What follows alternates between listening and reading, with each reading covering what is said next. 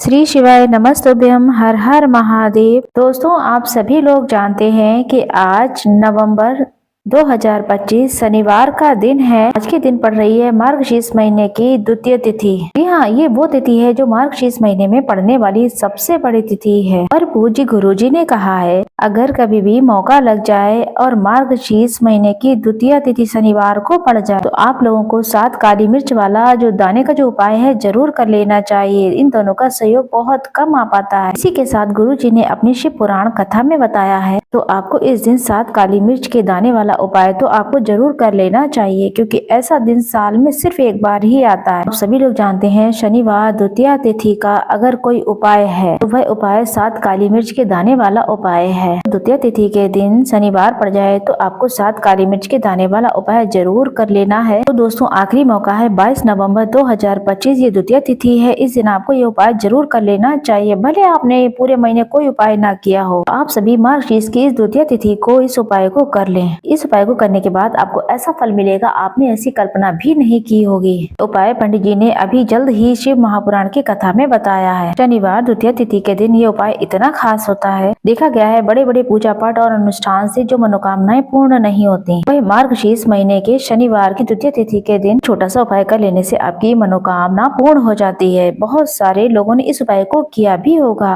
और इन्हें फल भी मिला होगा इस उपाय का करने का। खैर, अगर आप लोग भी इस उपाय को करना चाहते हैं तो आप इस उपाय को पहले अच्छे से सुन लें, समझ लें, उसके बाद ही इस उपाय को करें। 7 काली मिर्च वाला उपाय हमें शनिवार को द्वितीय तिथि पर किस तरीके से करना है, किस समय करना है, किसको करना है, कहाँ पर करना है, सब कुछ बताएंगे अपनी इस वीडियो में। तो फटाफट से आप सभी से हाथ जोड़कर विनम्र निवेदन है कि कमेंट बॉक्स में हर हर महादेव, श्री शिवाय नमस्तुभ्यम जरूर से लिखें। इस उपाय को कोई भी कर सकता है, चाहे वो पुरुष हो चाहे स्त्री हो। और अब दूसरी बात पर है, यहाँ पर हमें ये उपाय करना कब है, कि सुबह को करें या फिर शाम को करें। सभी के मन में ये शंका बनी रहती है। हम आपको बताएं, सुबह भी कर सकते हैं, शाम के समय प्रदोष काल में भी कर सकते हैं। तो वहीं उत्तम समय की बात करें तो आपको बता दें, ये उपाय सुबह में करेंगे तो बहुत अच्छा रहेगा। वहीं अगर प्रदोष काल में शाम के समय करें तो भी कोई दिक्कत वाली बात नहीं है। ये उपाय घर में नजर दोष को दूर करने के लिए, धन लक्ष्मी को बढ़ाने के लिए, कौन से स्थान पर आप आज अपने घर पर 7 काली मिर्च के दाने जलाएंगे। शनिवार को द्वितीय तिथि के दिन आपको किस तरीके से इस उपाय को करना है, जैसा कि आपको पता है ये उपाय तुरंत अपना असर दिखाते हैं। आपको यहाँ पर 7 काली मिर्च के दाने लेने हैं, एक भी दाना टूटा फूटा ना हो, अच्छे से चेक कर लेने हैं। साथ के साथ एक छोटा सा कपूर का टुकड़ा ले लेंगे। 7 काली मिर्च के दाने एक मिट्टी के दीपक में रख लें, अगर नहीं है तो एक कटोरी में रख लें। तो 7 काली मिर्च के दाने और कपूर की टिक्की आप अपने घर में किसी भी जगह रखकर इसे जला दें। कोई भी दिशा में जला दें, कोई भी उत्तर पश्चिम उत्तर दक्षिण नहीं देखना है। और महादेव का स्मरण करना है, ध्यान करना है। जैसे ही आप शनिवार के दिन करेंगे, आपके घर में इतनी तेजी से पैसा आना शुरू हो जाएगा जिसे आप भी विश्वास नहीं कर पाएंगे। इतना चमत्कारी उपाय है। जो व्यक्ति करता है वो महाधनी बनकर रहता है। अगर आपने पूरी सच्ची श्रद्धा से कर लिया तो आपको भगवान बिल्कुल भी आगे बढ़ने से नहीं रोकेंगे। प्रभु तो वैसे भी किसी को नहीं रोकते हैं। शनि की चाहे कितनी भी 7.5 ढैया चल रही हो, चाहे कैसी भी शनि की पीड़ा आपको परेशान कर रही हो, तो आप अपने जीवन में रातों रात चमत्कार देखेंगे। सिर्फ 3 से 4 द्वितीय तिथि पर ये उपाय कर लेना, बस आप चमत्कार देखिएगा, आप खुद हैरान हो जाएंगे। एक दूसरे उपाय की बात करते हैं, जो कि है नजर दोष को दूर करने का। नजर दोष अगर किसी को लग जाए तो उस व्यक्ति का स्वास्थ्य खराब होने लगता है। किन बातों को ध्यान रखना है उपाय करते समय?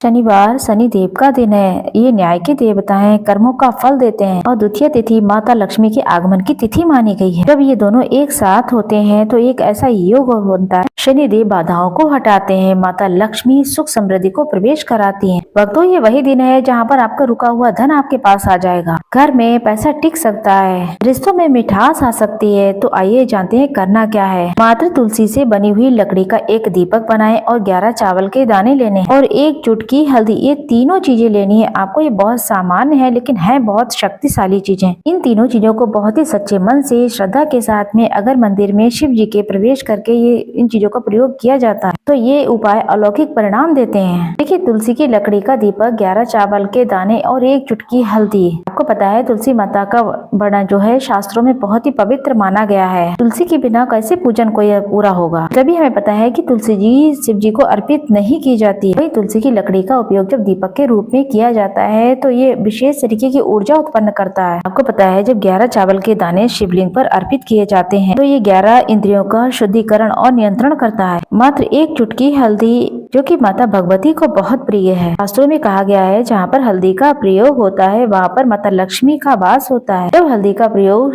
शिव मंदिर में किया जाता है तो ये शिव शक्ति और लक्ष्मी तीनों की कृपा प्रदान कराता है। कुछ लोग कहेंगे कि भगवान शंकर के मंदिर में तुलसी अर्पित नहीं की जाती है तो ये हम आपको मंदिर के अंदर करने के लिए नहीं, मंदिर के बाहर यानी कि चौखट पर करेंगे। संबंध, आध्यात्मिक शांति, मानसिक स्थिरता और रोग नाश के लिए जब तुलसी की लकड़ी का दीपक जलता है तो घर या फिर मंदिर के आसपास जो भी नकारात्मक ऊर्जा है वो दूर हो जाती है। आइए आपको बताती है तुलसी की लकड़ी के दीपक के बारे में। सबसे पहले अगर आपके घर में तुलसी का पौधा है तो आप घर से ही लें, अगर नहीं है तो बाजार से भी लकड़ी मिलती है, ला सकते हैं। अगर आसपास अपने किसी के पड़ोस से घर से ले रहे हैं तो उसे दक्षिणा जरूर दें। बिना दक्षिणा के तुलसी लेना अशुभ माना जाता है। तुलसी की लकड़ी को छोटा टुकड़ा लेकर के उसकी बाती बना लें, उस पे कपास या फिर लाल रंग का सूत जो आता है कलावा वो लपेट दें। वही दीपक जो है मिट्टी वाला होना चाहिए, कांसे या फिर पीतल का दीपक यहाँ पर नहीं लेना है आपको। इस दीपक में तिल के तेल का या फिर घी के इस्तेमाल करें। तिल का तेल पापों का नाश करता है और घी समृद्धि और शांति का वास कराता है। दीपक को शिवलिंग पर प्रत्यक्ष रूप से ना रखें, शिव जी के चौखट पर ही लगा दें। दीपक जलाते समय मन बिल्कुल शुद्ध होना चाहिए। दीपक ठंडा होने के बाद उसकी राख को पवित्र जगह पर विसर्जित कर दें।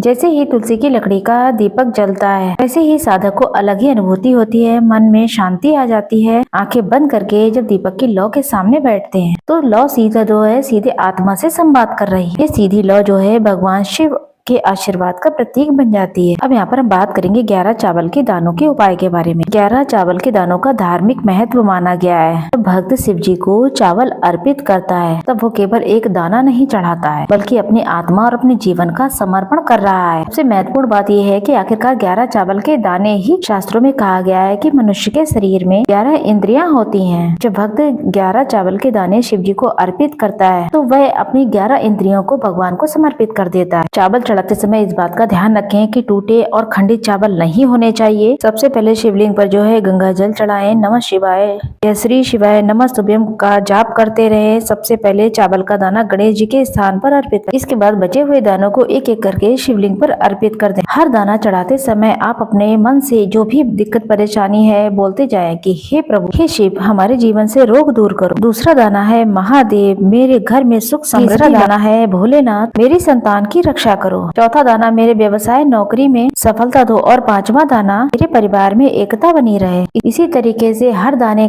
को चढ़ाते समय आप अपनी मनोकामना बोलते रहें। सबसे बड़ी बात, चावल अर्पण करते समय मन शुद्ध होना चाहिए। चावल चढ़ाते समय अगर मन में संदेह होगा तो उपाय बिल्कुल भी फलीभूत नहीं होगा। अगर दानों को अर्पित करते समय हृदय से प्रार्थना होगी तो भगवान शिव तुरंत सुनेंगे। आपको पता है चावल का रंग सफेद है, ये शांति पवित्रता का प्रतीक है।